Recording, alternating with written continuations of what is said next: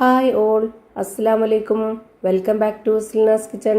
ഇന്നത്തെ റെസിപ്പി ഭയങ്കര വെറൈറ്റി ആയിട്ടുള്ള നല്ല ടേസ്റ്റി ആയിട്ടുള്ള ഒരു അടിപൊളി ഈവനിങ് സ്നാക്സിന്റെ റെസിപ്പിയാണ്. ബ്രെഡും പഴവും കൊണ്ടാണ് ഇത് തയ്യാറാക്കി എടുത്തിട്ടുള്ളത്. ഭയങ്കര ടേസ്റ്റാണ്, കുട്ടികൾക്കും വലിയവർക്കൊക്കെ ഒരുപോലെ ഇഷ്ടാവും. അപ്പോൾ ഇതെങ്ങനെയാണ് തയ്യാറാക്കുന്നതെന്ന് അറിയാനായിട്ട് വീഡിയോ സ്കിപ്പ് ചെയ്യാതെ മുഴുവനായിട്ടൊന്ന് കണ്ടു നോക്കണേ. റെസിപ്പിയിലോട്ട് കടക്കുന്നതിന് മുമ്പായി സിൽനാസ് കിച്ചൺ ചാനൽ ആദ്യമായിട്ട് കാണുന്നവരാണെങ്കിൽ പ്ലീസ് ഒന്ന് സബ്സ്ക്രൈബ് ചെയ്തേക്കണേ. ഒപ്പം ഈ വീഡിയോസ് നിങ്ങൾക്ക് ഇഷ്ടപ്പെടുകയാണെങ്കിൽ ഒരു ലൈക്ക് ചെയ്ത് ഷെയർ ചെയ്ത് സപ്പോർട്ട് ചെയ്യാനും മറക്കരുത്. ഇനി നമുക്ക് ഇതെങ്ങനെയാണ് തയ്യാറാക്കുന്നതെന്ന് നോക്കാം. ഇതിനായി ആദ്യം തന്നെ ഒരു 3 നേന്ത്രപ്പഴം എടുത്തിട്ടുണ്ട്. മീഡിയം പഴുപ്പുള്ള പഴമാണ്. ഒരുപാട് നന്നായിട്ട് പഴുത്തു പോയ പഴം ഇതിനുവേണ്ടി എടുക്കരുത്. അപ്പോൾ ഇതിൻ്റെ പരുവം തെറ്റിപ്പോവും. അപ്പോൾ കറക്റ്റായിട്ട് കിട്ടണമെന്നുണ്ടെങ്കിൽ ഈ ഒരു പഴുപ്പുള്ള പഴം തന്നെ എടുക്കണം. ഇനി നമുക്ക് ഇതിൻ്റെ തൊലി കളഞ്ഞെടുക്കാം. അങ്ങനെ ഞാനിവിടെ ഇത് തൊലി കളഞ്ഞെടുത്തിട്ടുണ്ട് 3 എണ്ണവും. ഇനി നമുക്ക് ഒരു പഴം എടുത്തിട്ട് ഇതുപോലെ അതിൻ്റെ നടുഭാഗം ഒന്ന് കട്ട് ചെയ്ത് കൊടുക്കണം. എന്നിട്ട് അതിൻ്റെ ഒരു പീസ് എടുത്തിട്ട് ഇതുപോലെ 4 ആക്കി കട്ട് ചെയ്തെടുക്കണം. അപ്പോൾ ഒരു പഴം നമുക്കിവിടെ 8 പീസായിട്ട് കിട്ടും. ആ ഒരു പരുവത്തിൽ നമ്മൾ ഇതുപോലെ 3 എണ്ണവും കട്ട് ചെയ്തെടുക്കണം. ഇതേപോലെ തന്നെ ഞാനിവിടെ 3 പഴവും കട്ട് ചെയ്ത് വെച്ചിട്ടുണ്ട്. ഇനി നമുക്ക് ഇതിൽ നിന്ന് ഒരു പീസ് ഇതുപോലെ ടൂത്ത് പിക്ക് വെച്ചിട്ട് ഒന്ന് അതിൻ്റെ ബാക്കിൽ ഒന്ന് കുത്തി വെച്ച് കൊടുക്കുക. അപ്പോൾ ഇതാ ഈ ഒരു മോഡലിൽ കിട്ടും.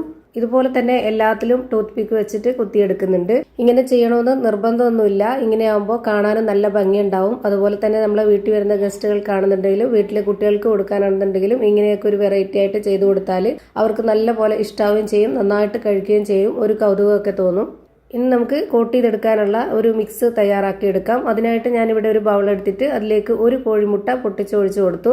പിന്നെ മധുരത്തിന് ആവശ്യമായിട്ടുള്ള പഞ്ചസാര, ഞാനിവിടെ 3 സ്പൂൺ അളവിൽ പഞ്ചസാരയും ഒരു നുള്ള് ഉപ്പും ഇട്ട് കൊടുത്തിട്ടുണ്ട്.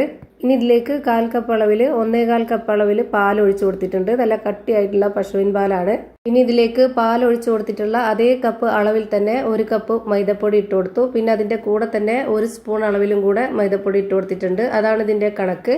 എന്നിട്ട് ഇതിലേക്ക് നല്ലൊരു മണത്തിന് വേണ്ടിയിട്ട് വാനില എസൻസ് ഒരു തുള്ളി ഒറ്റിച്ചു കൊടുത്തിട്ടുണ്ട്. അതുപോലെ തന്നെ നിങ്ങൾക്ക് ഏലക്കാപ്പൊടിയാണ് ഉള്ളത് എങ്കിൽ അതിട്ട് കൊടുത്താലും മതി.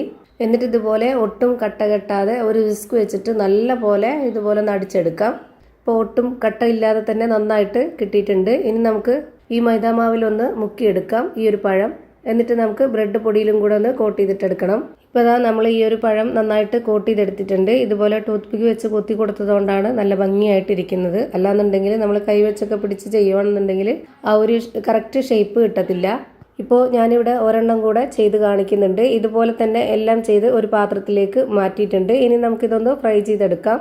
അതിനായി സ്റ്റവിലേക്ക് ഒരു പാൻ വെച്ച് കൊടുത്ത് ഫ്ലെയിം ഓൺ ആക്കി കൊടുത്തിട്ടുണ്ട്. അതിലേക്ക് കുറച്ച് ഓയിൽ ഒഴിച്ചു കൊടുത്തതിന് ശേഷം ഓയിൽ നന്നായിട്ടൊന്ന് ചൂടായിട്ട് വരുമ്പോൾ ഒരു മീഡിയം ഫ്ലെയിമിലേക്ക് ഇട്ട് കൊടുത്തതിന് ശേഷം ഇതുപോലെ ഓരോന്നോരോന്നായിട്ട് ഇട്ട് കൊടുക്കുക.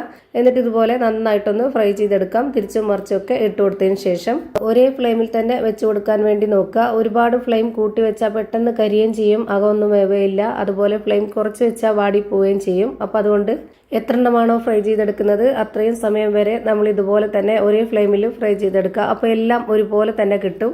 ഇപ്പോൾ ഇതാ കാണാൻ നല്ല ഭംഗിയായിട്ടുള്ള നല്ല ടേസ്റ്റി ആയിട്ടുള്ള ഒരു അടിപൊളി വെറൈറ്റി പലഹാരം റെഡിയായി കിട്ടി. അപ്പോൾ ഇത്രയേ ഉള്ളൂ ഇന്നത്തെ വീഡിയോ ഇഷ്ടമായാൽ ലൈക്ക് ചെയ്യാനും കമൻറ്റ് ചെയ്യാനും ഷെയർ ചെയ്യാനും മറക്കരുത്. അതുപോലെ തന്നെ ഞാനിടുന്ന പുതിയ വീഡിയോസ് നോട്ടിഫിക്കേഷനായിട്ട് കിട്ടുന്നതിന് വേണ്ടി സബ്സ്ക്രൈബ് ചെയ്ത് ബെല്ലൈക്കൺ അമർത്തി അതിൽ ഓൾ എന്ന ഓപ്ഷൻ എനേബിൾ ചെയ്ത് കൊടുക്കാനും മറക്കരുത്. പുതിയൊരു വീഡിയോയുമായി വീണ്ടും വരും. Thank you for watching.